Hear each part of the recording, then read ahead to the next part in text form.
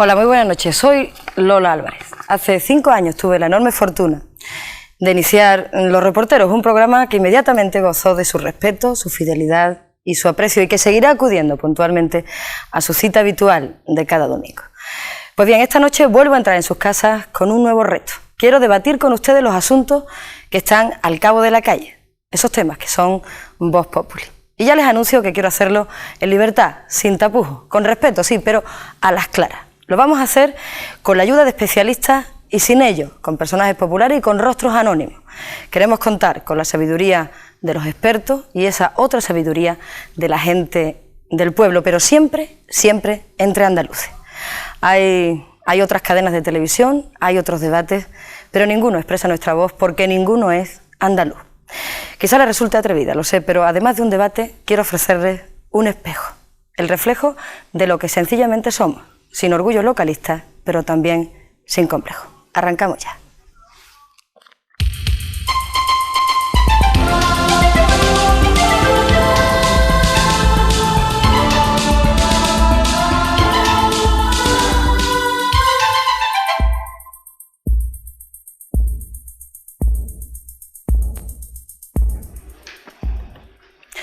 Muy buenas noches de nuevo y sean muy bienvenidos a este primer programa de Vox Populi. Seguramente muchos de ustedes se preguntan casi a diario, cuando leen la prensa, escuchan la radio o ven la televisión, ¿con qué escándalo o con qué denuncia me voy a encontrar hoy? ¿Hasta cuándo va a durar esto? Y efectivamente las encuestas presentan un país cansado y perplejo, harto de corrupción, harto de tiburones financieros y vida fácil a costa de nuestros impuestos, mientras 3 millones de parados sobreviven milagrosamente con el subsidio o las chapuzas. ¿Pero es la corrupción un precio inevitable que ha de pagar la democracia, cualquier democracia? ¿Puede un país recuperar la honradez y la decencia tras 5 largos años de escándalo y descrédito? En suma, ¿cómo vamos a salir de este atolladero? Pues para discutir de todo eso, vamos a contar esta noche con la voz de Carmen Calvo, cordobesa, profesora de Derecho Constitucional de la Universidad de Córdoba. Carmen puede ayudarnos a definir bien esos márgenes legales entre los que, de alguna manera, deberá desenvolverse forzosamente cualquier vía de salida al actual, vamos a decir, atoramiento democrático. Buenas noches, Carmen. Buenas noches. Junto a su voz tendremos la de José Luis García Rúa, asturiano de nacimiento, pero andaluz de adopción. El profesor García Rúa es profesor emérito de Historia de la Filosofía de la Universidad de Granada y uno de los grandes patriarcas del anarcosindicalismo andaluz. Profesor, bienvenido. Bien hallada. Gracias. También contaremos con las opiniones de Rafael Pérez Estrada, abogado y brillante escritor y poeta malagueño, una de las voces intelectuales más prestigiosas y recias que tenemos en Andalucía. Buenas noches, Rafael. Buenas noches. Está con nosotros también Enrique Linde, malagueño, abogado, militante del PSOE desde 1975. Fue además desde el 82 al 84 director general de Política Interior del Ministerio del Interior. También fue consejero de Gobernación de la Junta y portavoz de su partido en el Parlamento andaluz, del que actualmente sigue siendo diputado. Gracias por acompañarnos esta noche, señor Linde. Es un placer.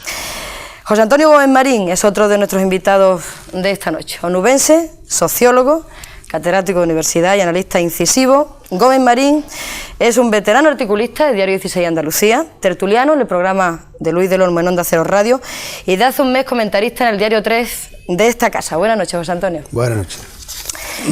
Por último, le voy a presentar en nuestra mesa de invitados de esta noche a José Chamizo, sin duda un sacerdote atípico y diferente. En el campo de Gibraltar, José Chamizo, Pepe Chamizo, hace su apostolado diario lidiando una batalla muy especial contra el monstruo del narcotráfico. Buenas noches, José. Muy buenas noches, Lola.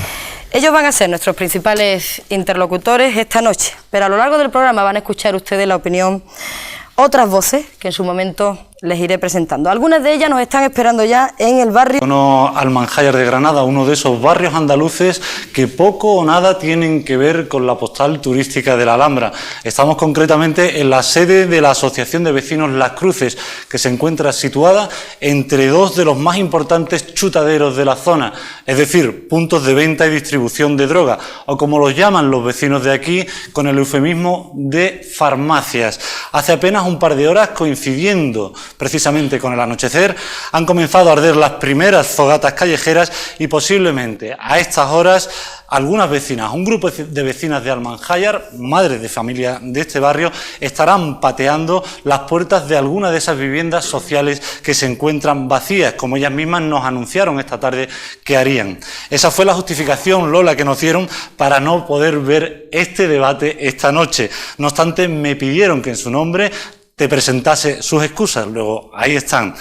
Estaremos listos para cuando lo consideréis oportuno. De todas formas, os recuerdo que un numeroso grupo de vecinos se encuentra a esta hora en este local para seguir atentamente cuanto se diga y se debata ahí en el plató de Voz Populi.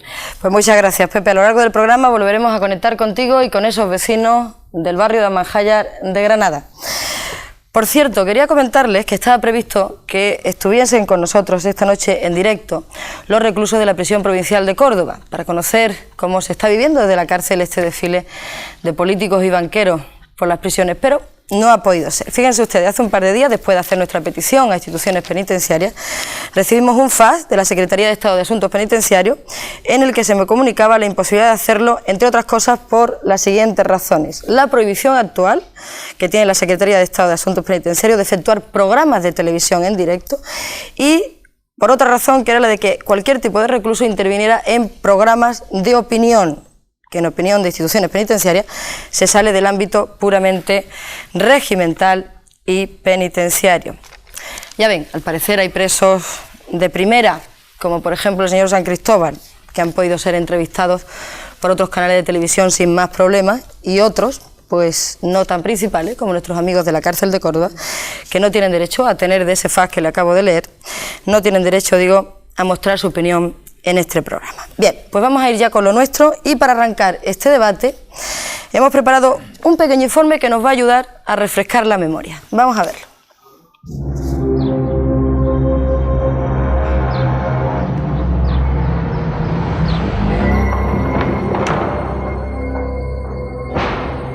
Todo estalló aquí, en este salón de plenos del Ayuntamiento de Barbate, un pueblo gaditano en el que los pescadores sobreviven con los restos del naufragio de la boyante industria del atún.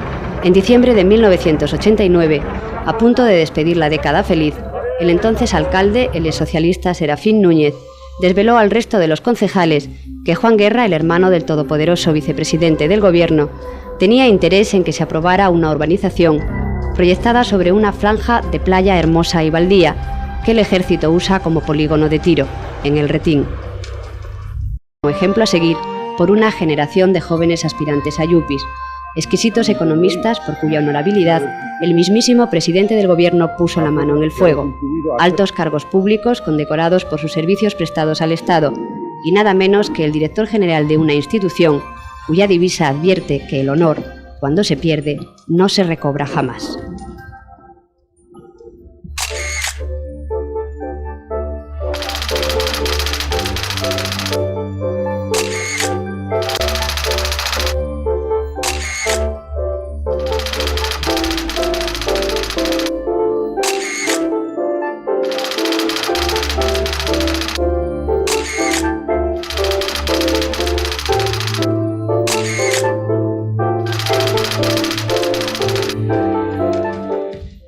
Todos estos hombres, arropados por la situación privilegiada que ocupaban, usaron al Estado para enriquecerse, fueron los reyes del tráfico de influencias, pudieron hacer la vista gorda o incluso financiar asesinatos patrióticos y convirtieron la moral pública en un valor desprestigiado.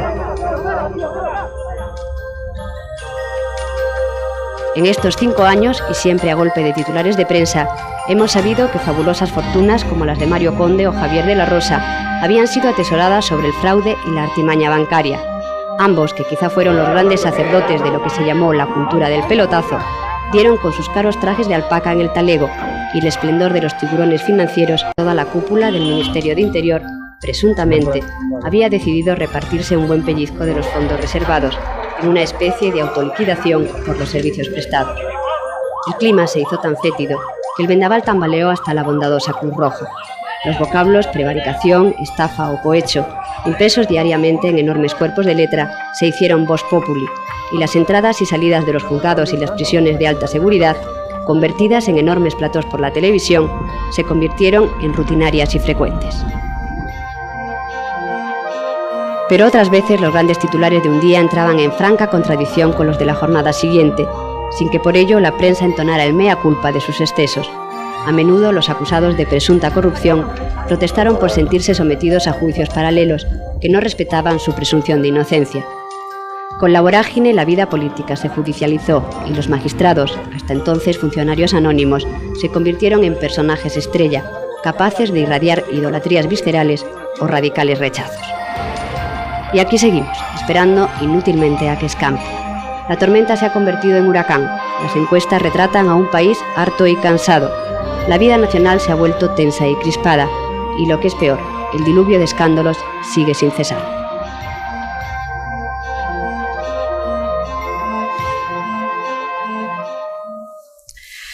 Pues bien, una vez visto este balance, este breve balance de los 5 años que, como el título de aquella película, vivimos peligrosamente, la primera pregunta que lanzo al aire a nuestros invitados esta noche es: ¿cómo hemos podido llegar a esta situación y, sobre todo, por qué?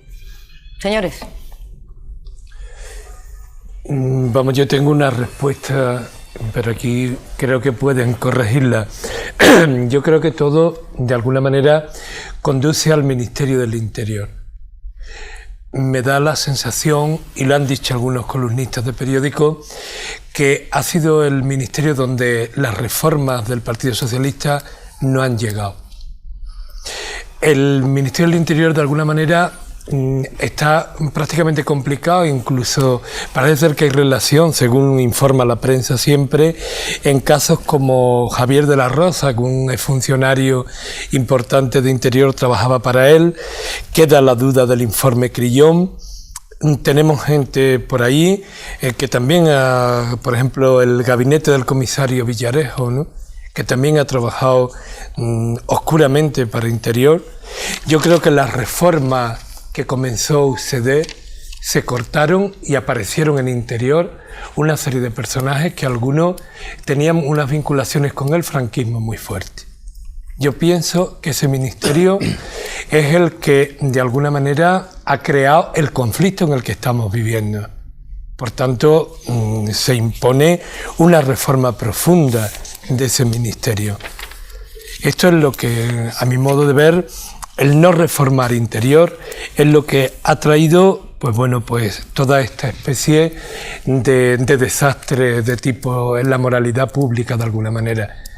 Tanto es así que los ministros que han ido pasando da la impresión de que han tenido una especie de síndrome de Estocolmo y que se han visto como presos dentro de la estructura. Este es mi pensamiento. Señor Pérez Estrada, ¿quería usted hablar antes? Sí, perdón, Sí. es igual, es decir... Bueno, me vas a permitir que yo inicie haga memoria de un solo hecho de referencia. Es que en los principios de la democracia, Carlos Castilla del Pino, el psiquiatra andaluz, hizo un diagnóstico de los españoles diciendo que existía una izquierda neurótica y una derecha histérica. Hoy estamos en un momento similar, pero yo no comparto con Chamizo las causas que creo que son mucho más extensas. Primero tenemos el fracaso de una política económica y financiera, un paro desmesurado que no se ha solucionado, un problema de contratos basuras de orden laboral o desorden laboral que implica una angustia enorme en ciertos y en los cabezas de familias que están afectados a esos contratos laborales. Una cantidad acumulada también de hechos que tienen su referencia en el Código Penal, pero existe, por último, una gran patata caliente que nadie coge. Y esa patata que nadie coge es, con independencia de las responsabilidades jurídico-penales que se incurren por cada miembro del gobierno que interviene en un hecho de los que antes se ha dicho, la responsabilidad política que no sabemos quién la asume ni se quiere asumir. Creo que estaba antes Gómez Marín, me parece. Yo quería hacer una reflexión al hilo de las dos anteriores y en cierto modo discrepante, ¿no? En primer lugar, porque yo creo que ya es un avance que en un lugar como este, como Canal Sur, se convoque un programa que se llama Cómo salir de la corrupción, porque eso, de entrada, presupone el hecho de que la corrupción existe y, por tanto, nos evita un espinoso problema de procedimiento que probablemente podría enredarnos en una discusión perfectamente inútil. Él sabe el respeto que yo le tengo al cura Chamizo, como al profesor Pérez Estrada, en lo que discrepo con ellos es en el concepto de corrupción. A mí me parece que no deberíamos perdernos en lo que todos sabemos de la corrupción y hacer un pequeño esfuerzo por perfilar qué es eso que llamamos corrupción y por qué por qué tenemos que tratar de salir de ella y cómo, ¿no? Es decir, entonces, y mi primera observación, muy breve, sería que nosotros llamamos corrupción por antonomasia aquella en que interviene el Estado y sus administraciones. Es decir, parece que no hubiera más corrupción por antonomasia que aquella que consiste en dar obras o cualquier servicio específico e ilegal del Estado a cambio de una comisión para un partido o para un particular. Y no es cierto. Yo creo que ese caso particular de la corrupción es preciso inscribirlo en el horizonte genérico de una corrupción, una idea que he repetido mucho por escrito y de palabra, de que creo que vivimos una profunda crisis moral, la crisis de una generación, que lo mismo que se perdió la generación del 17, la generación del 98, la generación del 68, que es la nuestra, para entendernos, la que va desde el rey hasta los que hoy tienen 30 años, es una generación que ha fracasado históricamente. Y ha fracasado históricamente, tendremos ocasiones de verlo más despacio, de una manera bastante colectiva. A mí me parece, por tanto, que podríamos perdernos si vamos detrás de los sucesos de la corrupción que ya conocemos, porque, entre otras cosas, ello no incluiría formas elocuentes y clamorosas de corrupción como la que perfectamente conoce el cura Chamizo, es decir, como el gran fraude fiscal, como el gran mundo que gira alrededor del narcotráfico, como la imposibilidad de inspeccionar los dineros negros de los poderosos, tanto de los bancos como de la fortuna súbita, etcétera, etcétera. Este país vive una crisis moral profunda, vive una crisis de valores intersticial, probablemente entre dos épocas de la historia distintas. Estamos en un gozne de la historia y este es el precio de vivir en un gozne de la historia, que vivimos con un pie en cada una de las épocas, de dos épocas que se alejan entre sí como dos plataformas, ¿no?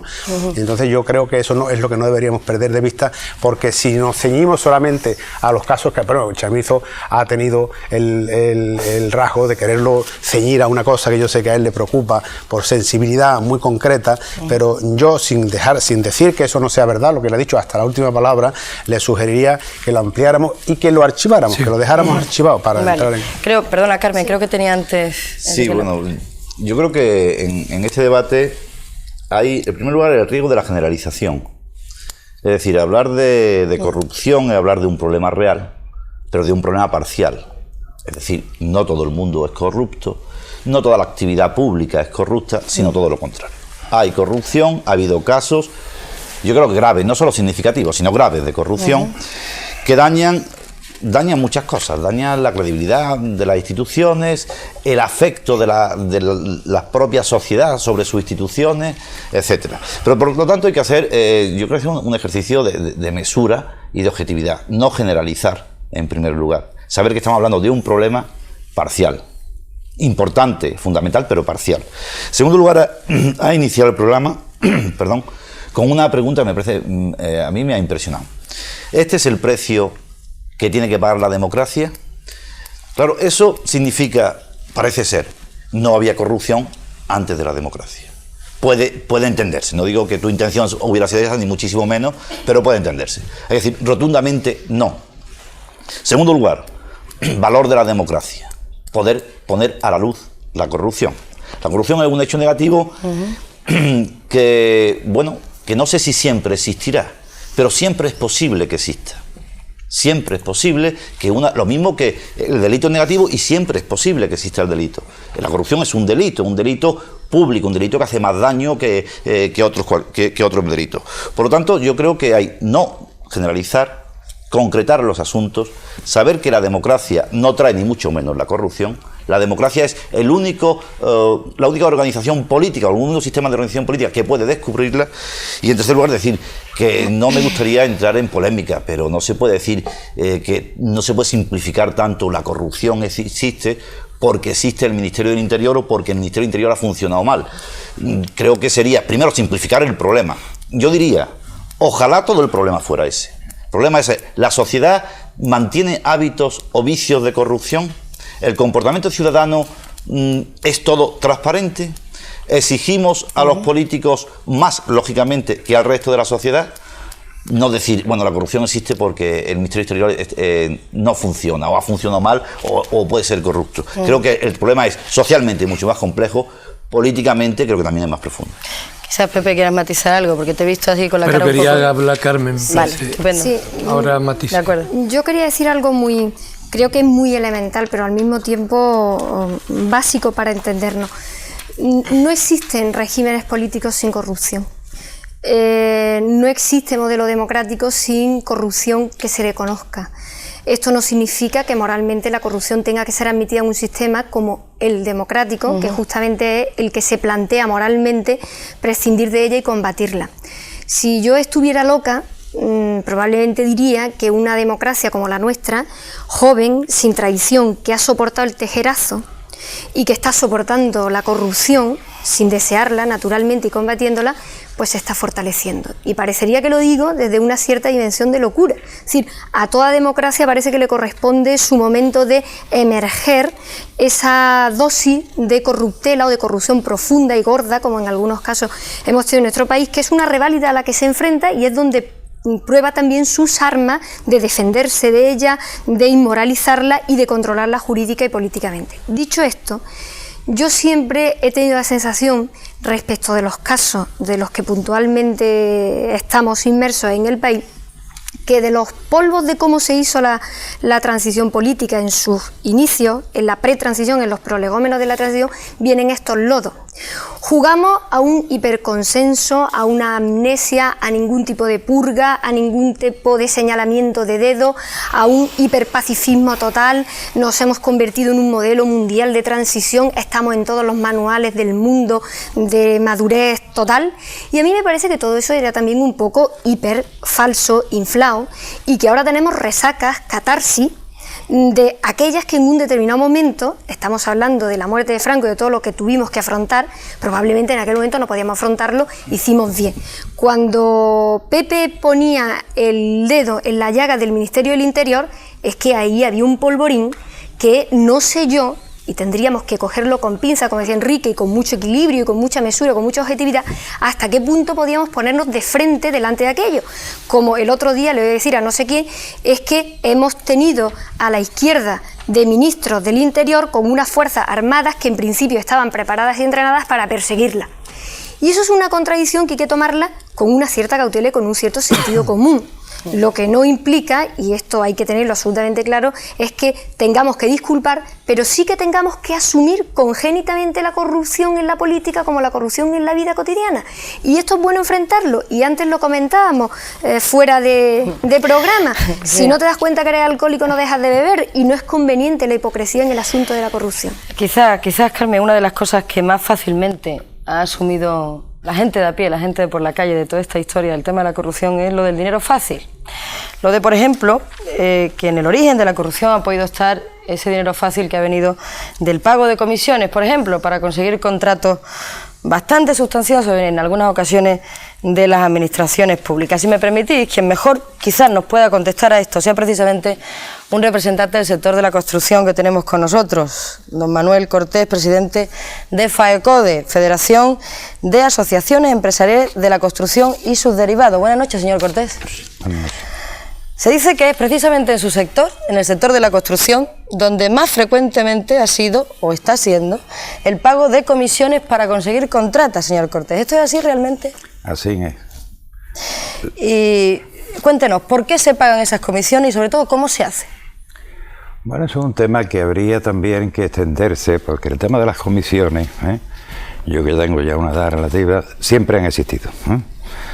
Lo que pasa es que por circunstancias especiales el sector de la construcción ha engrandecido enormemente y ha servido para que los partidos con vista, sobre todo conociendo el sector y la casuística de ese sector, les sirviera para financiar esos partidos. Esto ha sido así y se ha visto así.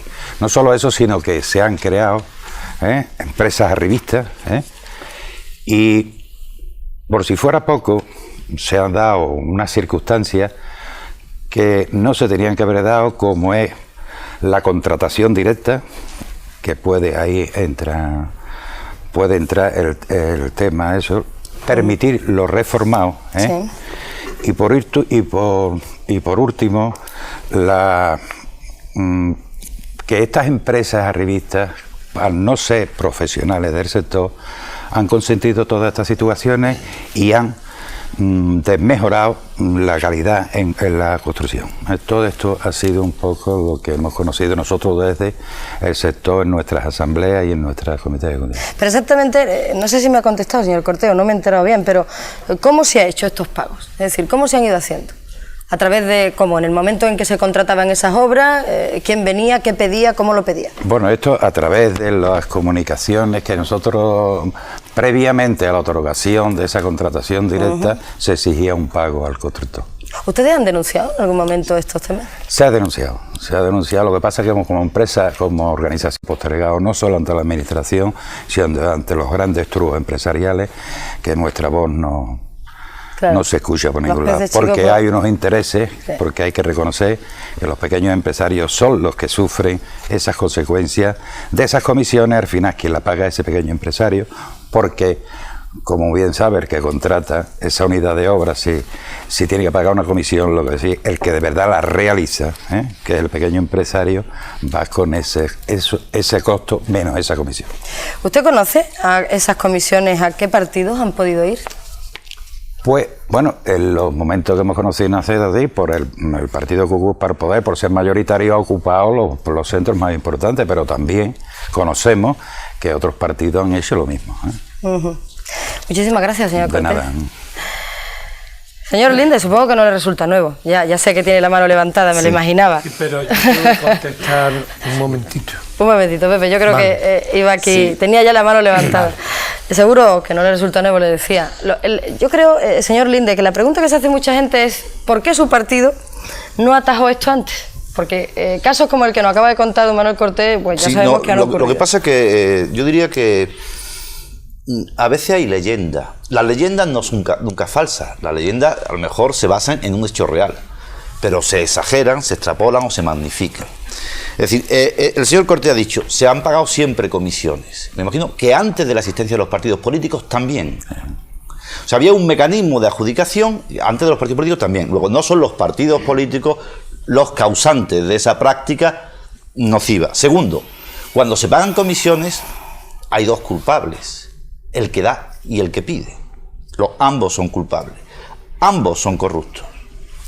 En tercer lugar, yo he analizado, y yo me acuerdo de un caso que ha sido muy conocido, el caso Ollero, aquí en Andalucía. Yo entonces era responsable político de mi partido. Hubo comisión de investigación. No se demostró nunca que ese dinero fuera a parar al Partido Socialista. Lo que era evidente que había habido comisiones, porque se cogió un maletín con dinero. Comisiones sí. Ahora, que las comisiones hayan ido a los partidos políticos, yo lo pongo más en duda. Se han descubierto muchas cosas, en estos días, en estos años, muchas cosas. Temas de comisiones pagadas a partido, el hecho del pago al partido, yo ahora mismo no recuerdo ninguna, salvo el caso Naseiro, que después no tuvo virtualidad jurídica por problemas procesales. Descubrirse hechos concretos, no, con lo cual, ¿qué le quiero decir? ¿Alguna vez se pudo pagar alguna comisión? Yo no soy ingenuo. Pero ¿a quién aproveche esa comisión? ¿Al partido o al intermediario? Que haya habido gente aprovechada. Y como eso siempre va en doble sentido y en dobles palabras, va uno, usted ya sabe, yo voy a facilitarle. ¿Y a quién va ese dinero? Yo le digo, la ley de financiación de partidos políticos es del año 87. Yo he sido responsable, relativamente importante, aquí en Andalucía, en mi partido, en ese año 88 entre. Voy a decir que jamás hemos cogido una comisión. Y nos costaba que se sigan pagando comisiones. Y avisábamos de que no se podían pagar comisiones. Pero es una trama que existía antes de los partidos y que sigue funcionando. Me van a perdonar, ya sé que tengo aquí a la mano levantada del profesor García Rúa. Nosotros también tenemos que pagar una comisión, entre comillas, que es la comisión que nos debemos con la publicidad. Vamos a hacer un pequeño alto y, profesor, en cuanto hablamos de publicidad, vamos a estar enseguida con usted. Después de esta publicidad vamos a oír lo que los andaluces de a pie opinan sobre esta situación que estamos viviendo. Cada semana las cámaras de Voz Populi se van a ir hasta algún barrio, algún pueblo, alguna localidad de nuestra geografía andaluza para recoger sus opiniones. Así que a la vuelta de esta pausa van a ver en este programa la opinión que sobre el tema nos han expresado la Voz Populi de Antequera. Hasta ahora mismo.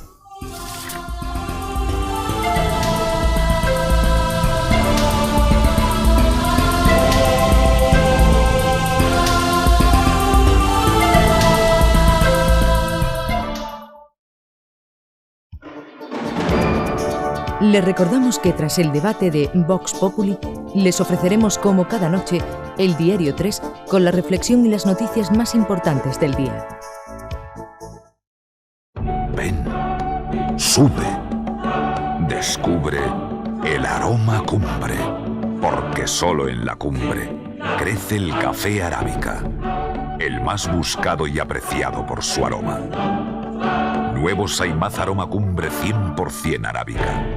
Ven, sube, descubre el nuevo Saimaz Aroma Cumbre 100% arábica. La cumbre del aroma. La nueva Duracell, con la fuerza del titanio micronizado, dura más que nunca. Tecnología titanio Duracell, dura más que nunca.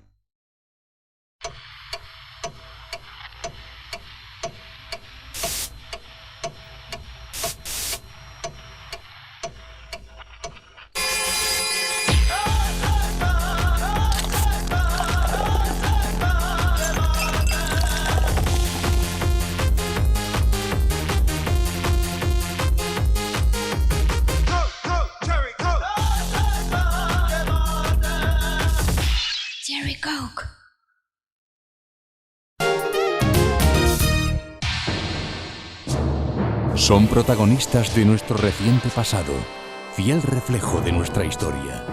El siglo XX es testigo de sus vidas, de sus obras. Las imágenes de una época, los sonidos de una historia. Este lunes por la noche, después del Diario 3, pasará por nuestra galería de retratos la figura de Bobby de Glané.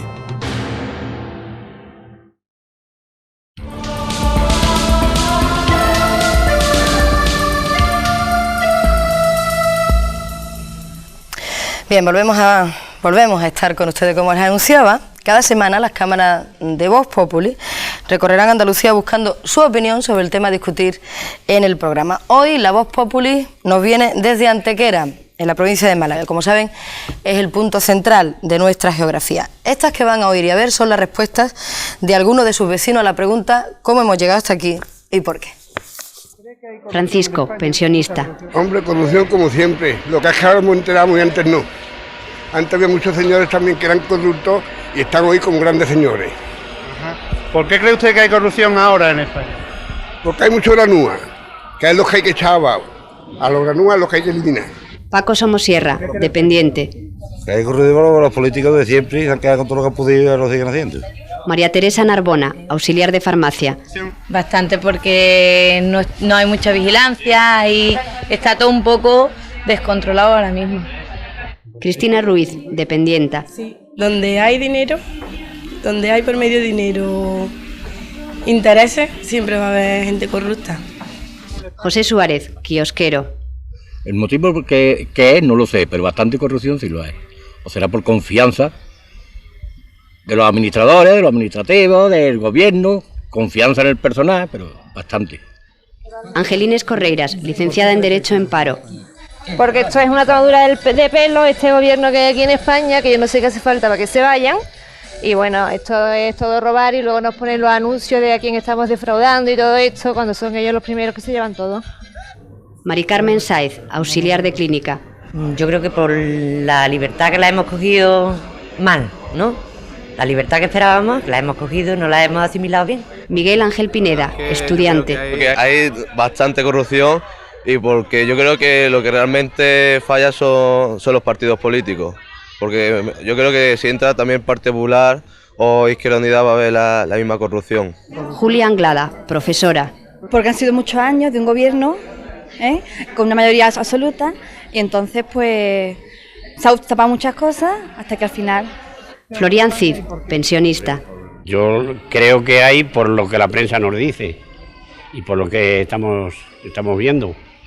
La prensa nos habla y esas cosas, pues creo que sí, que hay corrupción. Además, hubo quien no quiso opinar. Yo aquí no le contesto nada. Aquí no me contesta. Ay, eso que habla tanto los periódicos. Ay, yo eso no hablo. Aunque finalmente Sor Carlota se decidió a hablar. Pues todo malo no hay, ni muchísimo menos. Hay gente muy buena en el mundo, muy buena. y caritativa, y todos queremos que... Ay, ¿dónde va a meter ¿Y cuál es esto? el problema? ¿Por qué llegamos a la situación en la que estamos? Ah, no lo sé, porque ya lo he dicho antes, porque los hombres no somos buenos.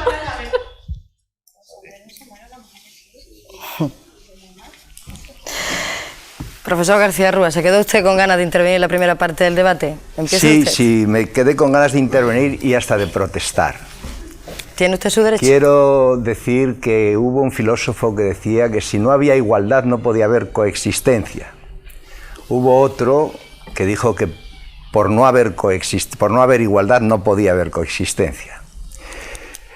Quiero hacer una apelación a nuestra voluntad democrática de igualdad de derechos para que todos podamos hablar y defender nuestras opiniones sin ninguna clase de apropiaciones de la palabra.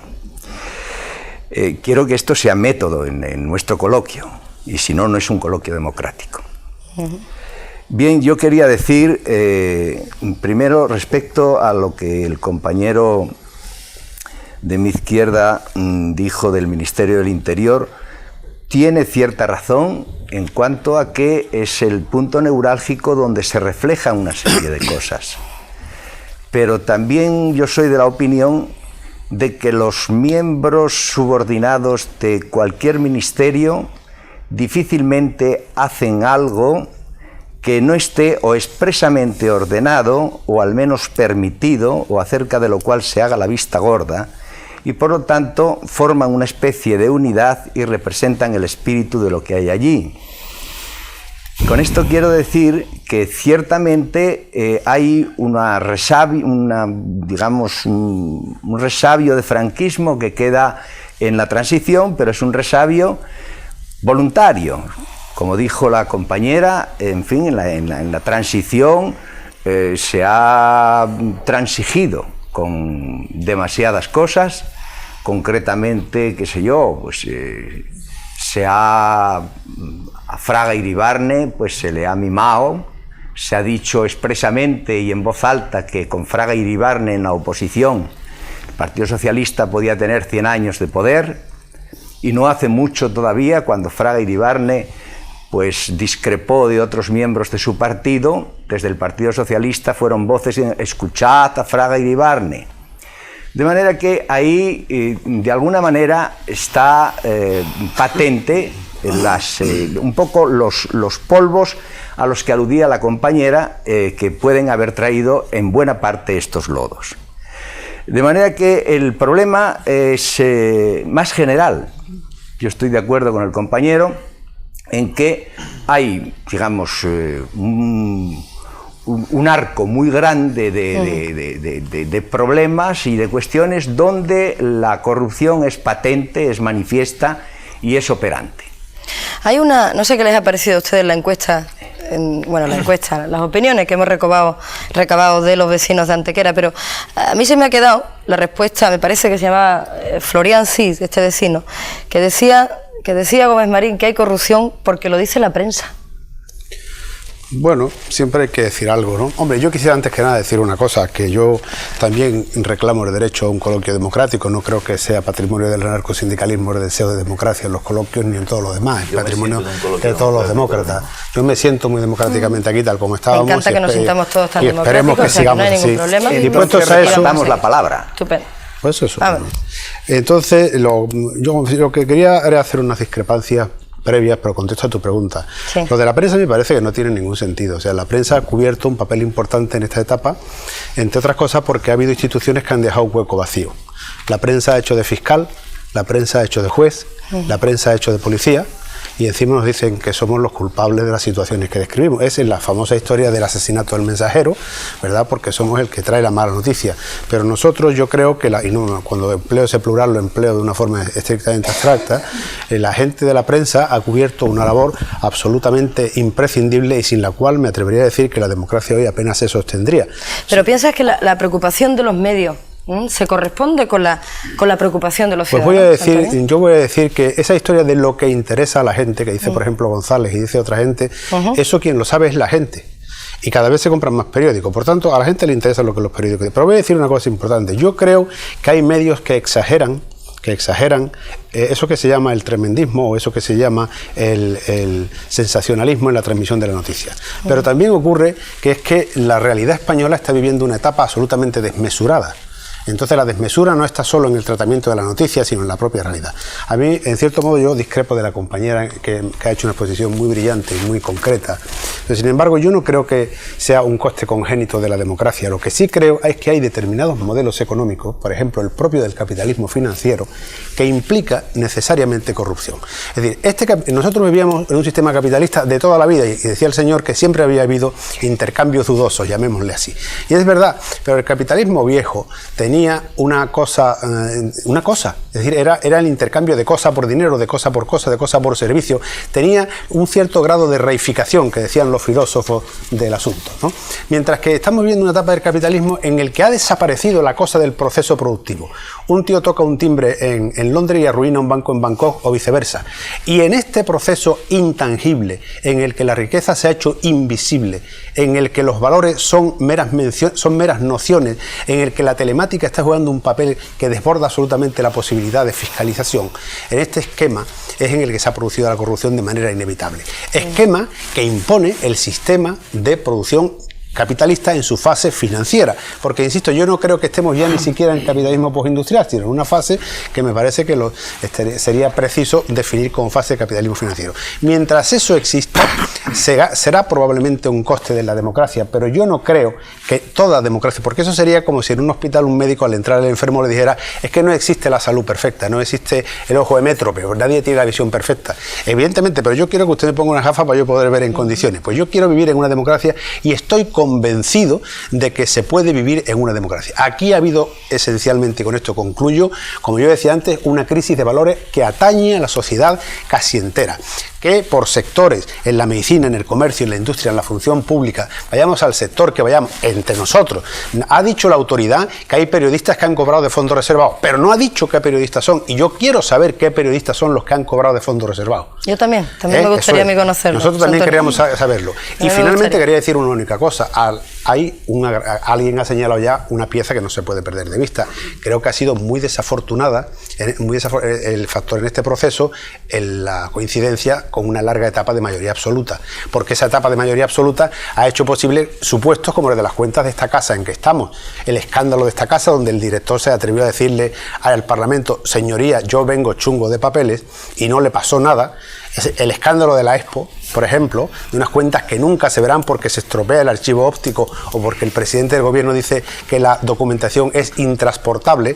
Mientras eso ocurra, naturalmente habrá un coste de la democracia, pero yo espero que haya algún género de democracia, que el que me parece que todos los que estamos en esta rueda hemos soñado, en el que eso sea posible sin corrupción.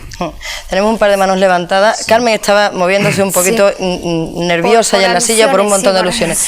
Después pasamos con Enrique. De acuerdo. Y luego sigo repartiendo manos, señores, no me da abasto darle la entrada a la palabra. Voy a insistir en mi versión realista. A mí me parece que José Antonio acaba de entrar en una versión del deber ser, y en ese nos movemos todos estupendamente. Nadie aquí, en su sano juicio, puede decir que no quiere una democracia desprovista de corrupción, porque no estaría eso en su sano juicio. Pero esas reglas de oro que tiene la democracia, que tiene unas cuantas, tiene una en sus orígenes, que era el control que podía ejercer el poder político sobre el poder económico, y de eso poco, o lo más que ha podido los sistemas democráticos que conocemos como estados constitucionales de derecho. Es decir, que al final la democracia posible es la que se asienta sobre el sistema capitalista y sobre el sacrosanto mercado. ¿Eso qué tiene que ver con los ejemplos que yo he puesto aquí? El caso de esta casa, de Canal Sur. No. Eso no se arregla. Es que una mayoría absoluta lo absorbió. Si una mayoría... No, pero yo te los pongo porque si no me remite durkheimianamente al terreno del deber ser. Yo no estoy en el terreno del deber ser. Sí está en el terreno del deber ser, porque mira, si la democracia estoy en Canal Sur, donde se ha producido el escándalo financiero más grande de la historia de la democracia en Andalucía. Déjame el uso de la palabra porque yo te he oído a ti. Y tú además estabas aquí reputando también estabas reputando también tu deseo de un debate democrático. La democracia ha aceptado el capitalismo, la democracia ha aceptado el sacrosanto mercado, del que decimos ya que es un factor cultural, probablemente antropológico, de la naturaleza humana. Una vez que se acepta eso, empezamos a hacer componendas y solape entre la democracia como ideal político y entre el capitalismo como única estructura económica. A partir de ahí, el capitalismo funciona, ya a nadie se le ocurre en términos ni siquiera de proclamas de estado de bienestar pensar que el capitalismo funciona funciona sin un stock y sin un fuelle de paro. Y la democracia probablemente, por desgracia, no va a funcionar nunca sin un fuelle de corrupción. Que esa corrupción tenga que ser aflorada, afrontada jurídicamente, responsabilizada políticamente y no deseada, que es exactamente lo que he dicho yo, me parece que eso es simplemente mirar la realidad de frente. Segundo, pero no se diferencia me has dicho que la prensa ha cumplido un papel fundamental, incluso sustituyendo los lapsus que ha podido tener otras instituciones, otras fórmulas. Yo tengo la sensación que la prensa y en general los medios de comunicación son empresas, mercado, economía privada, que la democracia tiene dificultades en términos genéricos también de controlar. Alguien ha dicho ahí, hay prensa, hay corrupción, o por lo menos eso es lo que la prensa nos dice. Es decir, la prensa, los medios en general pueden crear una realidad, o pueden desmesurarla, o pueden fantasear sobre ella. Es bueno que en un discurso de equilibrio, que en un discurso equilibrado y de racionalidad, por cierto, que ya en este momento racionalizar es progubernamentalismo, lo sea o no lo sea, lo cual me parece grave en este país que había avanzado tanto.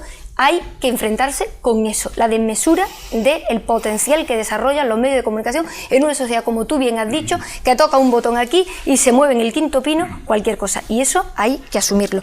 Y luego además, me imputas cosas que yo he dicho. Me parece, insisto, no, tú no lo has dicho, he hecho una defensa cerrada de los medios de comunicación como he denunciado si que hay hueco. prensa, sostengo que ha cubierto importantes huecos y he dicho que hay prensa que ha exagerado el La prensa no puede actuar de fiscal en un Estado de Derecho. Claro que no. La prensa no puede sentenciar todos los días. No, claro que no. Pero si no hubiera jugado el papel que ha jugado, no sabríamos nada del caso Nani, no sabríamos nada del caso Gal, no sabríamos nada. Sí. Si tú prefieres una España con eso tapado, tú allá. Yo cómo voy a preferir, voy a preferir semejante cosa. Yo prefiero también enfrentarme a cómo se controla una sociedad mediática donde la prensa, los medios de comunicación se arrogan un poder. Acaba de decir, no se puede soportar una mayoría absoluta. ¿Estás desautorizando el voto de la gente que votó esa mayoría absoluta? Para nada he dicho yo que no se puede soportar una mayoría absoluta. Es que eso es falso, yo no lo he dicho. Es grave. Vamos a ver, creo que tenía un momentito. Me parece que había también. Habéis pedido casi a la vez la palabra los dos. Yo no quiero abusar, pero ni tampoco usar por alusión del tema. Sí les pediría, perdona, a mí sí me gustaría ser muy telegráfico en algunas cosas que han planteado. Muy telegráfico. En primer lugar, hombre, achacarle la corrupción a nuestro modelo de transición política, Carmen, a mí no me parece que sea razonable. No es achacarle, es explicarle algo. En primer lugar, porque corrupción existe en todos los países democráticos y se denuncia. Y estamos viviendo ahora el problema de corrupción grave e importante en Alemania, en Inglaterra, en Francia, en Italia, etc. Luego, no creo que sea un problema. Es decir, yo estoy muy orgulloso de la transición política que se hizo en España, porque era una transición política que parecía no tener salida y la tuvo. Por tanto, tampoco son resabios voluntarios del pasado. Yo creo que, por favor, echemos la culpa de la corrupción a varias cosas, a las personas, a los sistemas, a la transición, no porque me parece que se fue buena. Se ha dicho la existencia de Fraga Iribarne. Fraga Iribarne existe porque los españoles votando quieren que existan. Y yo estaré contento siempre con un sistema democrático en que un señor que a mí no me gusta esté con mayoría absoluta en Galicia porque los gallegos lo quieren así. Por tanto, no se trata de... Si yo me considero demócrata incluso en las consecuencias que a mí me perjudican.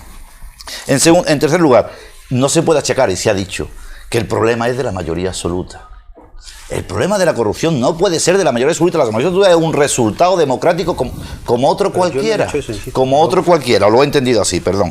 Y después el tema de la prensa. Ahí Marín se ha dejado llevar por su profesión. La prensa, luego, no son los ángeles asesuados de esta batalla. Detrás de la prensa hay capitalismo, del que tú ahora mismo no estás de acuerdo, hay intereses y hay movidas políticas. Sin duda. Es decir, y en eso está inmersa también la prensa. Y la prensa no solo es que pueda magnificar, ha descubierto, por supuesto, la prensa tiene que existir, una prensa democrática y molesta e incómoda al poder tiene que existir en una democracia. Pero es que la prensa también a veces miente, pero miente y se equivoca y hace informaciones que no son veraces. Y todavía estoy esperando en los medios de comunicación, en todos, que todos se habrán equivocado alguna vez, que con las mismas, los mismos rasgos, la misma página, el mismo volumen, rectifiquen noticias falsas. Por lo tanto, yo creo que todo eso está dentro. Yo, volviendo a la corrupción, yo creo que, y Marina había planteado antes, la corrupción es un problema de personas, con la diferencia que en un sistema se descubren y por lo tanto es más fácil limitarla, y en otros sistemas no se descubren, en los no democráticos. Por lo tanto, aparte de que el sistema no democrático, en mi opinión, es corrupción per se. ¿Me permites un matiz? Te permite un matiz, claro. Para aclarar definitivamente lo que quería decir con mayoría absoluta. Con mayoría absoluta, mientras ha existido, no ha sido posible. Y mientras la alianza con los catalanes funcione en Madrid, no habrá investigación parlamentaria. Perdona, muy poca. yo teniendo mayoría absoluta y siendo presidente del grupo parlamentario, he creado 2 comisiones de investigación, la del caso Llero y la de financiación de partidos políticos. ¿Y la habéis absuelto? Hombre, lo que no quieres tú es que es que al final hay que condenar siempre. Y si siempre no se condena, se está tapando. No, siempre no, pero el caso de esta casa, insisto. El caso de esta casa está sometido a la Cámara de Cuentas y a diversas auditorías que se han realizado. Sí. Es un tema recurrente una y otra vez en las comisiones parlamentarias que se crean al efecto. En cualquier caso, señores, yo, si quieren ustedes seguir hablando de esta casa, encantada. Pero a mí sí que me gustaría seguir oyendo a ustedes, pero en respuesta a la pregunta que de alguna manera queríamos iniciar este bloque, y es a la gente normal, a la gente de la calle, con la que muchos de ustedes también lidian todos los días, porque supongo que no estarán metiditos en una campana de cristal, desde luego mi amigo Pepe Chamizo para nada, y el resto supongo que menos. ¿Cómo le está afectando esta situación? ¿Quieren ustedes que vayamos a ver cómo lo piensan los vecinos de Granada, los que veíamos al principio del barrio de Almanjáyar? ¿Está Pepe por ahí? ¿Pepe Arenzana? Estamos aquí. Buenas noches de nuevo. Buenas noches, Pepe. Seguimos en la sede de la Asociación de Vecinos Las Cruces del barrio granadino de Almanjáyar. Con nosotros está un grupo de vecinos muy particular. Todos ellos con experiencia carcelaria, condenados por diversos delitos y que hasta hace meses o incluso semanas han estado cumpliendo pena en distintas prisiones, en distintos penales españoles. Ellos son, te los presento por diferente orden de participación: Hermógenes Peinado, Concepción Díaz, Pascual Grande, que entre otras cosas es barcelonista, aunque de Granada, pero intachable, Eladio González, y también la presidenta para la Plataforma Ciudadana para la Justicia, presidenta de la Plataforma Ciudadana para la Justicia, ella sin experiencia carcelaria. Cuando quieras puedes comenzar tus preguntas, Lola. Me parece que la presidenta de esa plataforma se llama Maite Mayoral, ¿no? Exactamente, Maite Mayoral. Pues muy buenas noches, Maite. Hola, buenas noches. Maite, ¿por qué y para qué nace esa plataforma de ciudadanos contra la corrupción y por la justicia? De una manera breve, cuéntenos. Pues debido a tantísima corrupción e injusticia como estamos viviendo, estamos luchando y se ha creado para ver si podemos conseguir que se cumpla el artículo 14 de la Constitución, donde dice que todos somos iguales ante la ley. Y con ello queremos luchar un poco para conseguir una reforma dentro del Poder Judicial, puesto que consideramos que sin justicia no hay libertad. Y esto es uno de los fines, como también es conseguir un jurado popular puro, no el que nos quieren implantar, sino jurado popular puro.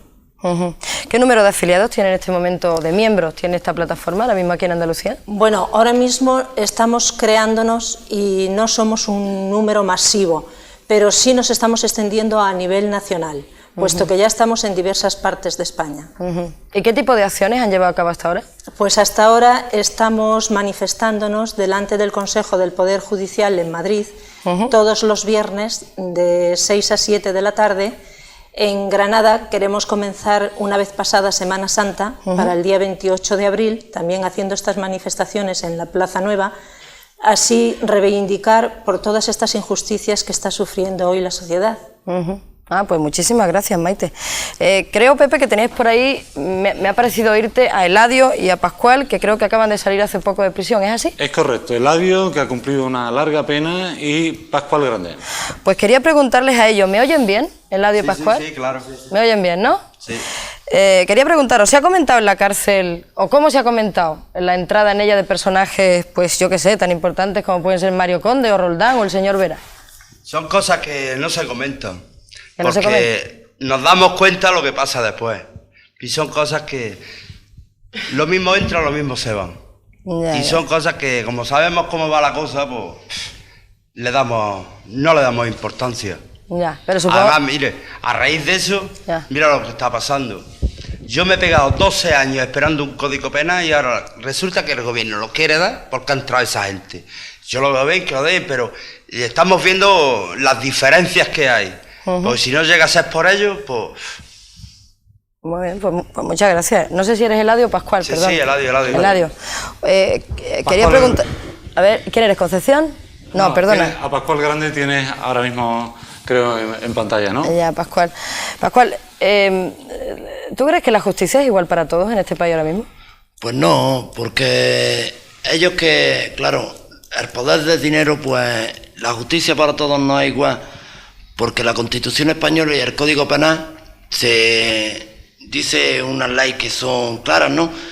Que uno tiene que uno es inocente hasta que no se demuestre lo contrario, su culpabilidad. Y sin embargo nosotros tenemos que demostrar nuestra inocencia, ya que ellos no. Ellos tienen que demostrar, tanto la justicia, ¿no?, como jueces, policías, su culpabilidad de ellos. Y nosotros tenemos que demostrar que somos inocentes. Como eso, pues muchas cosas más, ¿no? A su derecha tienes a Concepción Díaz y Hermógenes Peinado, Lola. Ah, pues buenas noches, Concepción. Buenas noches. ¿Ha podido seguir el debate hasta ahora? Sí. ¿Y qué le parece lo que ha estado oyendo aquí? Bueno, hemos ido un poco, ¿no? Porque otros nos hemos ido a la calle un poco a tomar el fresco y eso, estábamos un poco agobiados, ¿no? ¿Hace calor esta noche ahí en el Majaya? Pues hace fresquito, pero aquí hace calor donde estamos, ¿no? Ahora mismo. Por los focos. Sí. Dígame, ¿qué le ha parecido lo que ha oído hasta ahora? Hombre, pues bien, hay, yo qué sé, temas que en uno está en contra, otro bien, ¿no? En derecho, pero... ¿Por qué cree usted, Concepción, que hemos llegado en este país a esta situación que estamos viviendo? Bueno, yo creo que esta situación la tendremos siempre que haya bribones en la vida, ¿no? Y ricos. Y es lo que pasa, que el dinero es el que manda y punto. Porque yo, por ejemplo, a mi marido lo cogieron, ¿no? Y le pusieron 5 millones de fianza por una condena y nada, y sigue en la cárcel 4 años y 2 meses que sigue todavía. Así que por eso le digo que si hubiera tenido dinero, pues estaría fuera. ¿Y qué le ha entrado a usted por el cuerpo cuando ha visto que se pueden pagar fianzas millonarias tan rápidas, Concepción? Bueno, pues que me hubiera gustado tener a esas personas en la cara. ¿Para decirle qué? Pues para decirle que no hay justicia, que si es verdad que no hay justicia, es mentira. ¿Cree usted que en algún momento se podrá salir de esta situación, Concepción? Yo lo veo muy difícil. ¿Muy difícil? Sí, porque aquí habría que limpiar mucho. Ya. Hermógenes, ¿qué opinión tiene de esto? Hermógenes, ¿cómo salimos de esta? ¿De esta? Sí. No, eso yo creo que no tiene salida, porque como dice el refrán, que hace la ley hace la trampa, y como la ley la hacen ellos, pues mira, pues cómo salimos. Pues ya está la trampa hecha. Claro. Pues muchísimas gracias a todos por acompañarnos esta noche desde el barrio del Majayar en Granada. Gracias, Pepe, gracias por haber estado con Lola. estos vecinos esta noche. Y ya saben, a estos vecinos del Majayar tienen aquí su programa, esperamos verles próximamente también en Voz Populi. Buenas noches. Buenas noches a todos. El que la hace la paga, decía aquí el amigo Hermógenes.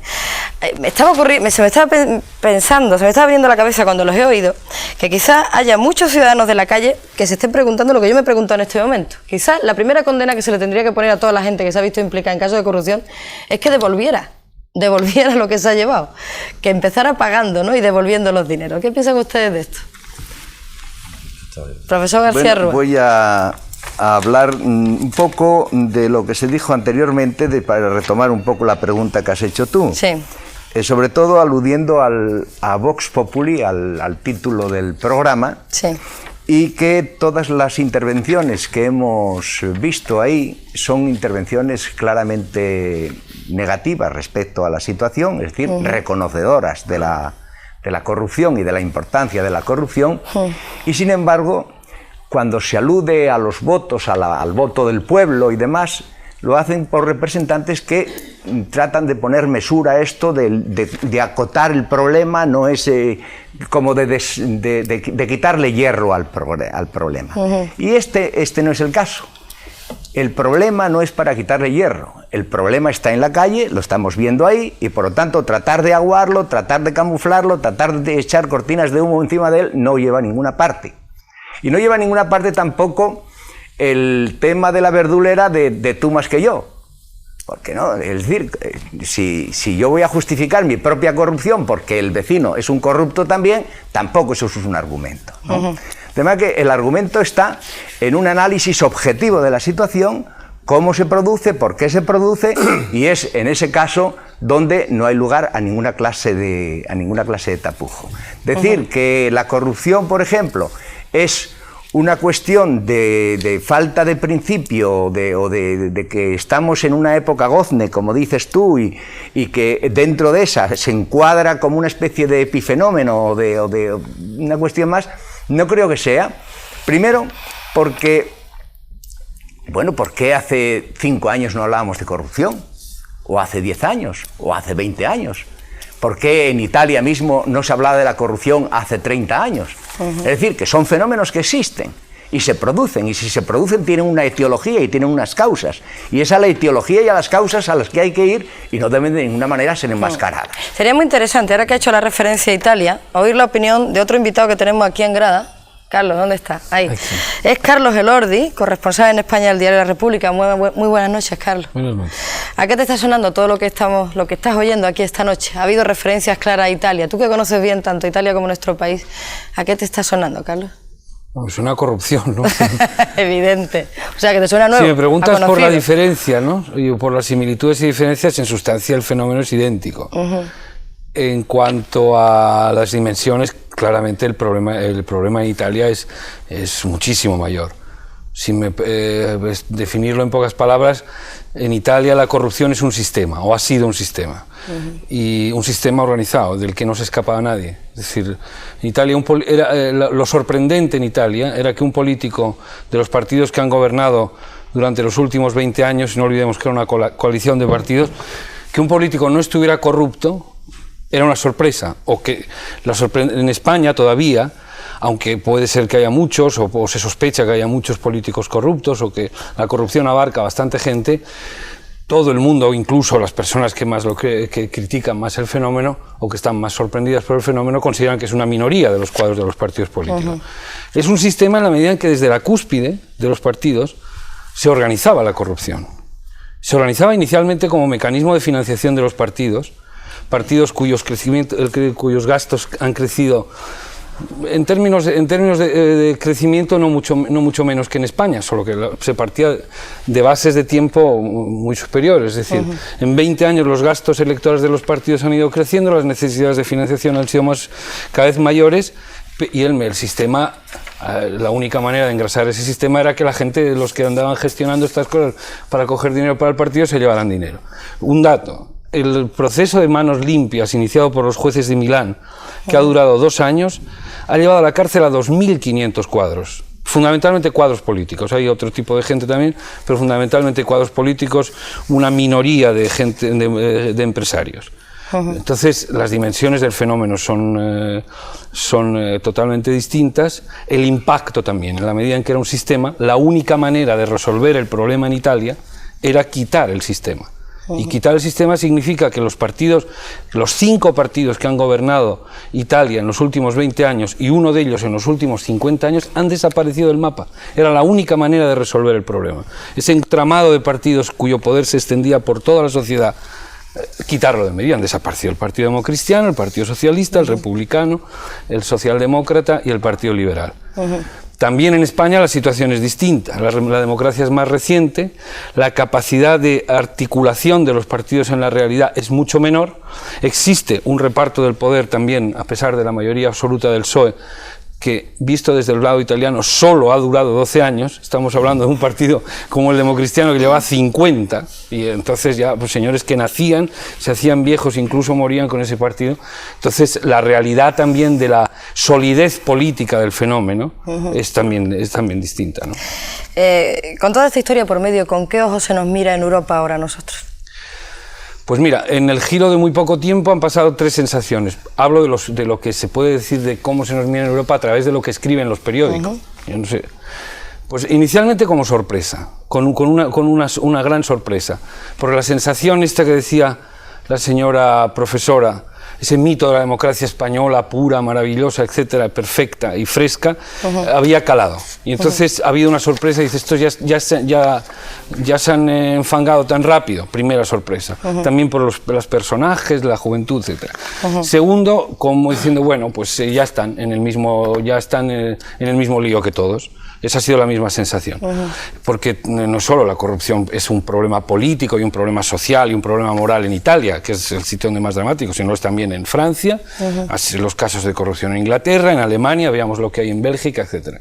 Bueno, ya son uno más en ese sentido. Y tercero, en este momento, con una gran perplejidad, porque justamente la sensación que se produce es la sorpresa de cómo un fenómeno de corrupción entre comillas, habitual en otros países, está menor en sus dimensiones también, porque no era tan maduro el sistema, está produciendo una sensación fuera, por lo que se lee en los periódicos o por lo que realmente pasa, de que puede, por momentos, parece dar al traste con el sistema político. Y entonces la gente se pregunta a los periodistas, pero tan tremendo, ¿qué está pasando? O tan débil es el entramado político español. Esa secuencia de 3 sensaciones me parece que a través de la lectura de los periódicos... Decía sorpresa, perplejidad y... Sorpresa, sensación de normalidad, un poco cínicamente expresado, y finalmente perplejidad, ¿a dónde lleva esto? Gracias, Carlos. Supongo que esas tres sensaciones han podido ser perfectamente compartidas en este país por muchos militantes de base del propio PSOE. Tenemos esta noche aquí con nosotros a una militante socialista de los primeros tiempos. Carmen Chaparro, buenas noches. Buenas noches. Carmen Chaparro vive en un barrio sevillano típicamente obrero, muy bien conocido por los militantes del PSOE, porque allí, el barrio de Bellavista, es donde pasó su juventud Felipe González. Carmen, esto de ser socialista en los tiempos que corre es casi como haber sido del Betis cuando estaba en segunda, ¿verdad? Bueno, pues yo voy a decir viva el Betis, acoplándolo al socialismo. Carmen, todos estos escándalos de los que hemos estado hablando en esta primera parte del debate, los casos Juan Guerra, Roldán, usted los conoce también como nosotros, ¿cómo le está afectando a usted en el caso de, pues, yo qué sé, pues por ejemplo, las relaciones con su vecino en Bellavista? ¿Le tiran mucho, Carmen? No. Allí en Bellavista a mí me conocen bastantes personas, muchas. Tengo muchísimas personas que me conocen, unas son de mi ideología, otras no, claro, pero la verdad que nos respetamos. Siempre hay alguien que, bueno, tira un poquito la piedra, yo, respetando su postura, pues le dejo la mía clara. Carmen, ¿cómo defiende hoy un militante del PSOE a su partido en estos momentos? Pues apoyándolo en todo lo que pueda, como es natural. Bueno, es que en estos momentos voy a decir un poquito lo de la prensa. Diga usted. Es que la prensa, en mi entender, en mi opinión, da un bombo un poco más negativo, exagerado. Negativo. Entonces, ahí a la prensa, como se ha referido ese hombre de Málaga, creo que es, ¿no? Pues entonces, ahí, por eso saben mucha gente lo de la corrupción, y en realidad tampoco lo saben tan definido, simplemente la prensa lo dice, bueno, pues ahí está. Carmen, no tengo ni que preguntarle lo que va a votar las próximas elecciones municipales, ¿verdad? Bueno, como la inmensa mayoría de mi barrio, que siempre le vota igual, la inmensa mayoría. Muchas gracias, Carmen, muchas gracias por ofrecernos su voz. A ti, gracias. Gracias. Pues nos vamos a ir ahora a publicidad. En unos minutos volvemos de nuevo, aquí en Voz Populi, les espero.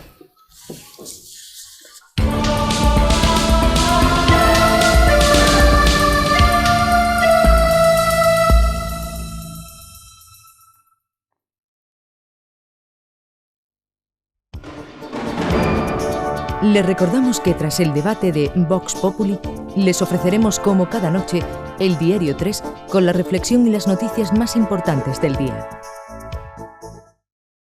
Aconsejo que todo conductor y todo el que ande en carretera tenga toda la precaución máxima.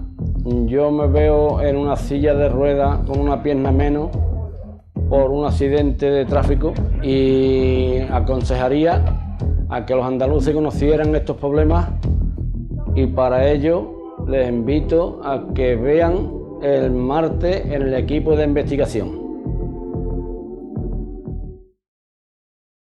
Queso fresco Deliqués. Delicioso. Solo y en compañía. Deliqués. El queso fresco para todos. La nueva Duracell, con la fuerza del titanio micronizado, dura más que nunca. Tecnología titanio Duracell. Dura más que nunca. ¿Ya ven los unos de este cuartel? Más brillantes que mi hoja de servillo. ¡Estamos! Hijo mío, limpios, con champa te quedarán como los chorros del oro. Ahora con más BioQuat. Desinfecta, perfuma y abrillanta. Triple acción. No está mal. Nada de gas. Brillante, brillante. Cabo. Champa triple acción prolongada. El Supersuelos. Cada día, al levantarse el sol, la familia Vázquez comienza la elaboración del primer queso fresco andaluz. Los Vázquez. Natural, ligero y nutritivo. bueno a cualquier hora y siempre recién hecho. Quesos Los Vázquez, el fresco más fresco.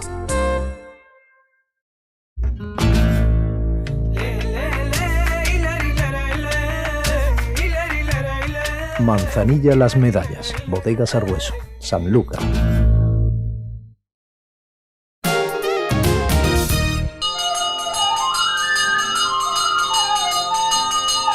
Llama, aire, fuego y luz. El baile.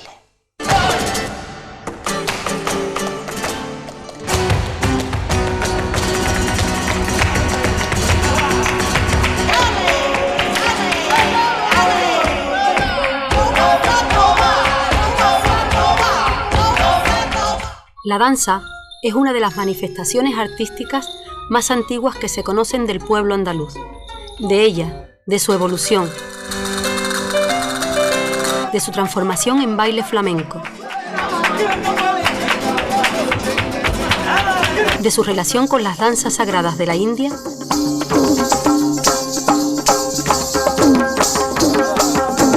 te damos noticia en el próximo capítulo de Cavilaciones. Cavilaciones, este martes a las 23:30 en Canal Sur.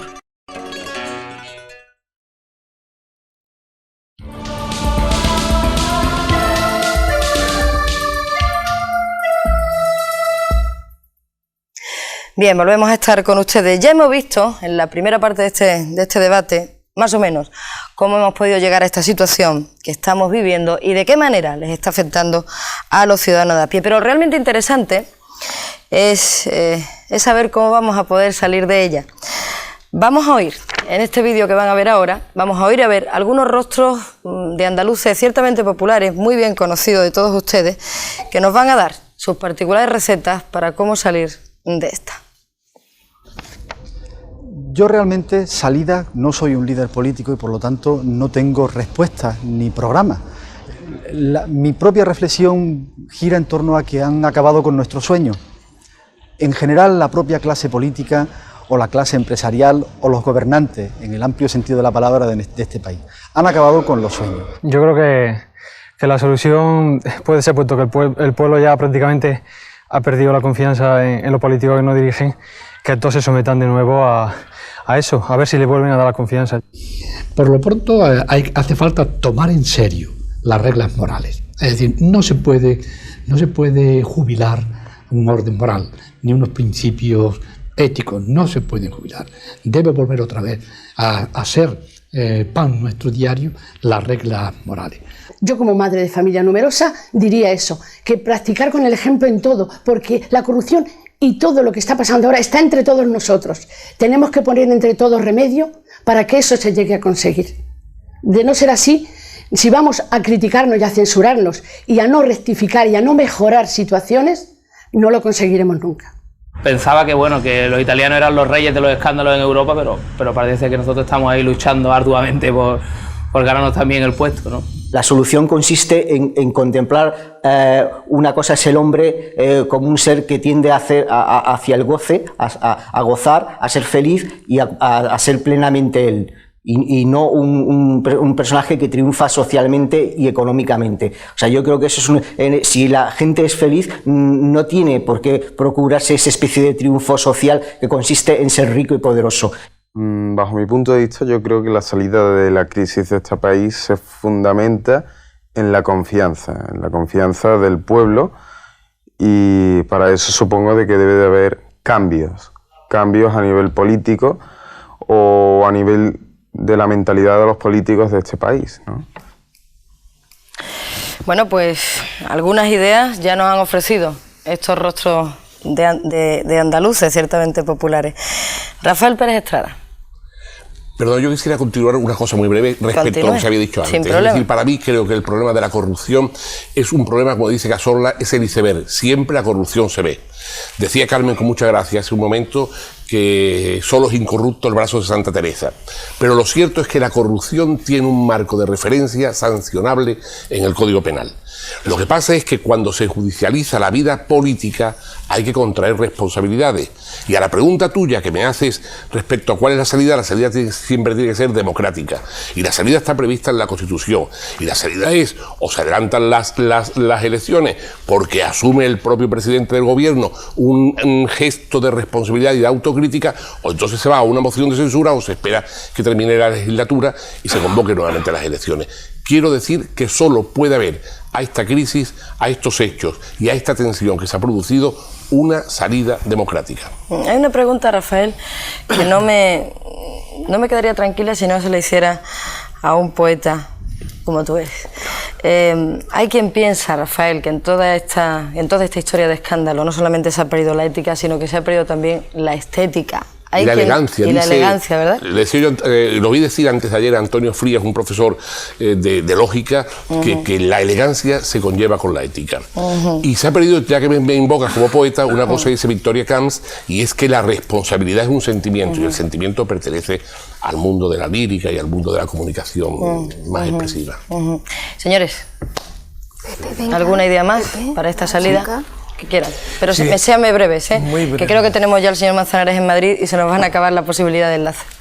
Sí, muy breve. Preguntabas que cómo salir de esto, ¿no? ¿Cómo salir de esta, Pepe Chávez? Sí, antes yo empecé con el Ministerio del Interior, en lo que me reafirmo, pero no obstante, es cierto lo que se ha dicho por parte de los compañeros. Es decir, al ser la corrupción un problema un poco global, un problema de modelo de sociedad, probablemente nos toca a las bases de esta sociedad, a los ciudadanos de a pie, transformarla.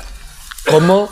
Yo pienso que con nuestro trabajo diario, con la lucha desde la solidaridad y creando un clima donde la marginación, que al final es la que paga todo este desastre, cada vez sea menos en Andalucía. Y donde, en eso estaremos todos de acuerdo, y donde la justicia resplandezca, ¿no, señor? Me van a perdonar, me parece que tenemos ya al señor Manzanares, un pequeño momento, porque ya es muy tarde y aún lo tenemos trabajando, supongo, en el Consejo General del Poder Judicial. Señor Manzanares, buenas noches. Buenas noches. El señor Manzanares, como ustedes ya supongo le conocen, porque es habitual de vez en cuando en televisión y en radio, es el vicepresidente del Consejo General del Poder Judicial. No sé si ha podido oír la última parte de este debate, señor Manzanares. He podido oír la última parte de este debate.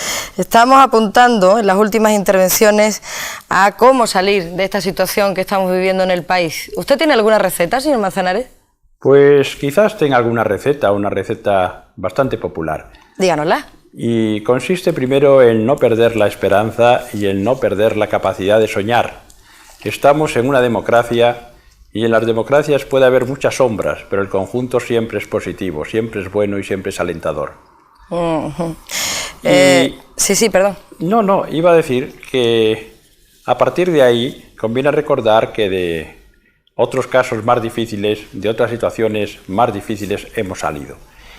Y también conviene añadir que ahora estamos investigando corrupción no presente, sino pasada. Y yo creo que es que, en cierta manera, los casos que han llegado a la opinión pública y a veces a los tribunales nos han inmunizado bastante. De manera que esta esperanza en el futuro entiendo que está justificada. Señor Manzanares, hay muchos ciudadanos de a pie que piensan que en estos momentos los jueces son casi hoy por hoy los únicos garantes del sistema democrático. ¿Usted qué opina? Los jueces somos los garantes del Estado de Derecho, pero los jueces no podemos cargar sobre nuestras espaldas el peso de la democracia. El peso de la democracia es un peso muy importante que hemos de repartir entre los políticos y los jueces. Y yo diría que la mayor parte de ese peso debe de recaer sobre las espaldas de los políticos. Los jueces nos limitamos a intervenir cuando hay hechos presuntamente delictivos, con independencia de que estos se produzcan en un ámbito político o tengan motivaciones políticas. De manera que caso por caso intervenimos, pero nosotros no tenemos un proyecto de vida, un plan de futuro para la sociedad española. Eso, por definición, le corresponde exclusivamente al mundo político. ¿Y son los jueces realmente independientes? Yo creo que los jueces son o somos independientes. Lo que ocurre es que este trasiego, estos vasos comunicantes entre la política y la justicia, han empañado la imagen de la independencia en algunos supuestos. Y eso es malo. Creo entender que fue el Partido Popular el que propuso su nombramiento, ¿no?, para el Consejo General del Poder Judicial. Así fue. ¿No se ha sentido usted presionado en algún momento por el Partido Popular? Pues la verdad es que no me he sentido presionado nunca, pero siempre he llevado una especie de cruz que consiste en que mi nombre aparece en los medios de comunicación con un paréntesis y en el paréntesis se lee PP, como el nombre del señor presidente aparece con otro paréntesis en el que se lee PSOE.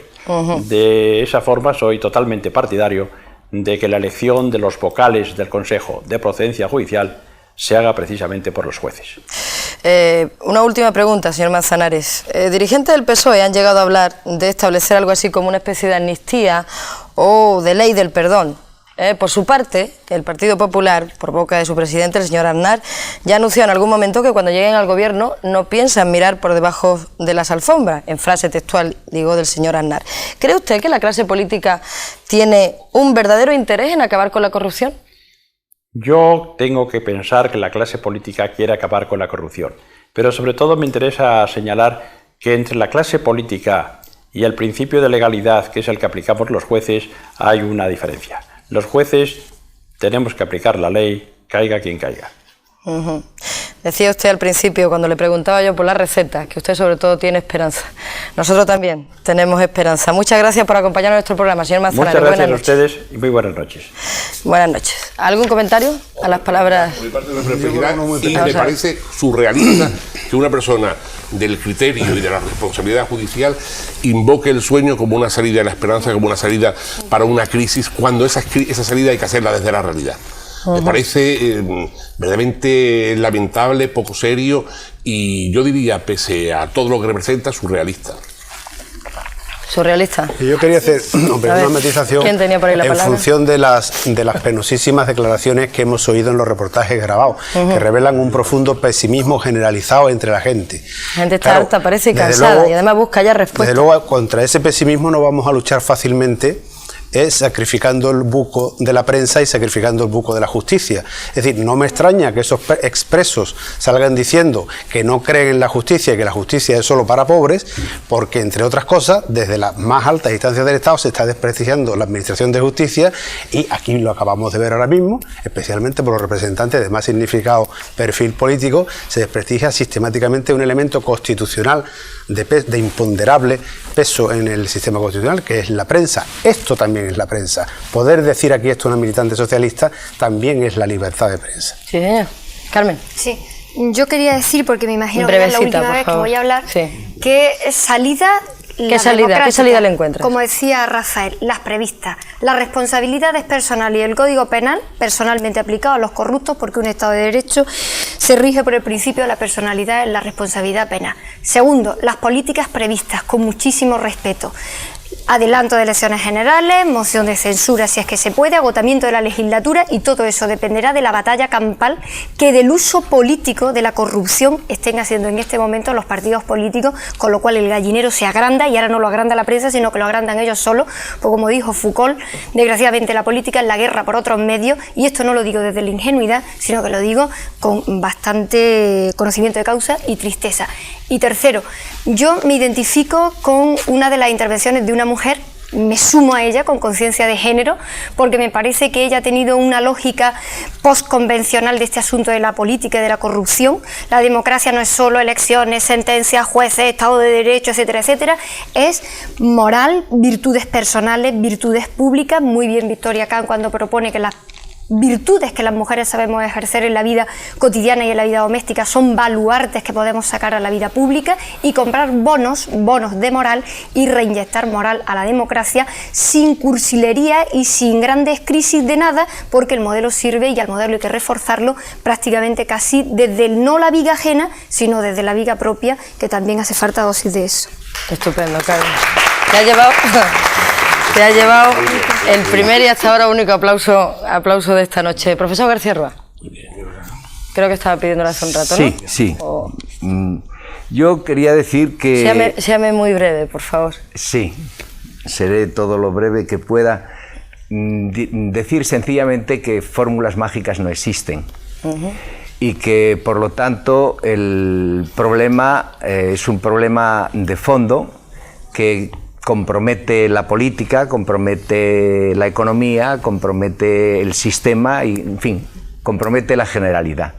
Por lo tanto, pensar que se puede salir buena y lisamente de toda esta cuestión sencillamente por el encierro de H, de B, etcétera, que sí, realmente yo soy de la opinión de que tienen que cumplir todas las penas aquellos que hayan cometido cualquier tipo de irregularidad, y estoy, por supuesto, en contra de una amnistía falsa que parecida a la de la transición, que sería la segunda transición con peores consecuencias todavía que la primera transición.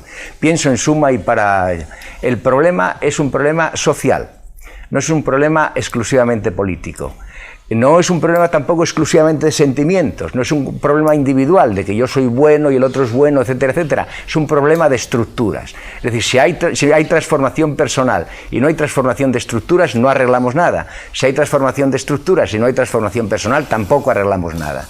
De manera que tiene que ser una transformación conjunta de las estructuras y de la persona aquella a la que debemos apuntar.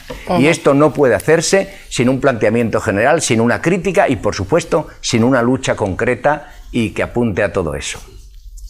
Sí, bueno, yo creo que estamos viendo una situación de crispación política muy fuerte, en la que la corrupción forma parte de esa crispación y que se le traslada a los ciudadanos bastante confusión. Yo creo que ahora mismo hay confusión. A mí en el tema de la corrupción, yo creo que a veces la denuncia de la corrupción, hay a veces una corrupción intrínseca.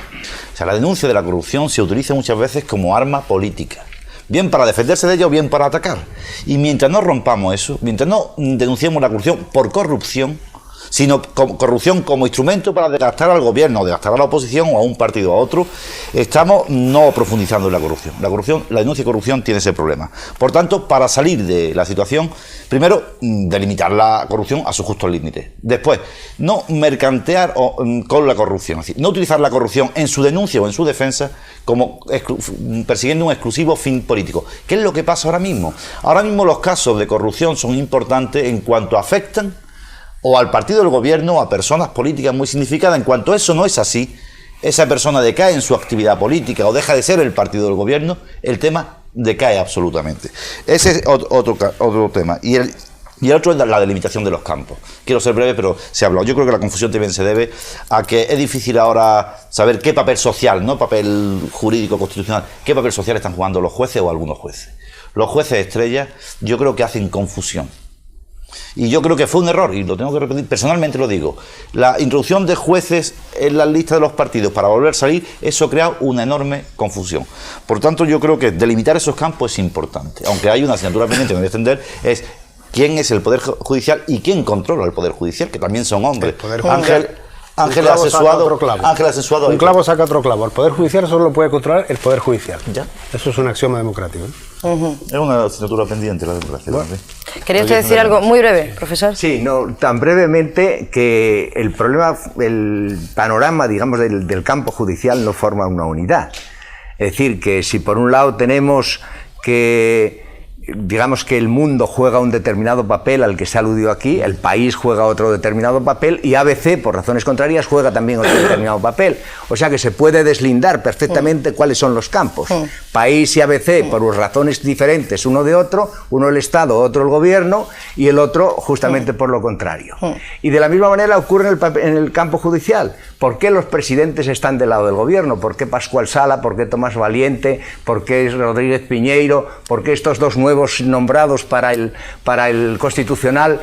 Evidentemente es la utilización, digamos, del Poder Judicial políticamente hablando. Entonces es totalmente hipócrita que desde aquellos que lo están haciendo después lancen el dardo contra aquellos que están utilizando, esgrimiendo argumentos reales en contra de ellos y obstaculizando, a pesar de que se está diciendo que se está favoreciendo la acción de la justicia. Esto es radicalmente incierto y lo están probando los hechos cada día. Entonces tiene que ser así y el pueblo tiene que reconocerlo. El pueblo lo reconoce. Es necesario que nosotros lo reconozcamos también. Un pueblo que, según he entendido bien, me parece haber entendido bien a mi compañero en el gremio periodístico Gómez Marín, está también pasando una mala racha de desesperanza. Has hablado de decadencia moral en este momento, de que no es solamente la corrupción política. Me han dicho Cursi por apelar a generalizaciones. La profesora decía, sin apelar a las generalizaciones, yo no creo que sea que la abstracción y la generalización, cuando se habla en materias morales o políticas, sea menos realista que otras concepciones que me han parecido de un pragmatismo hasta connivente por parte de ellas. Iba la pregunta, José Antonio. En ese sentido, el cómo salir de esta no es solamente ya una cuestión de la corrupción política y de los escándalos financieros. En el caso, por tu análisis que hace de la situación, es cómo salir de este impasse, ciertamente desesperanzado. ¿Cuál sería tu visión? Absolutamente de acuerdo con quien haya dicho que no hay soluciones concretas y de acuerdo con lo que ha dicho Rúa. Hay que hacer un cambio en profundidad de las estructuras de organización social y que generan a su vez determinadas actitudes ideológicas, y hay que hacer una decidida voluntad, lo ha señalado la profesora, de actuación política en el sentido etimológico, es decir, de actuación jurídica en este caso, con que sea capaz de exterminar lo que es una verdadera plaga, porque aquí se está hablando, Enrique Linde ha hablado en unos términos como si estuviéramos hablando de un fenómeno incipiente, y Carlos Elordi ha dicho con mucha razón que estamos a gran distancia de Italia, pero no olvidemos que los 2 últimos años han sido de AUPA. Aquí estamos en medio de una poderosísima corrupción y es preciso salir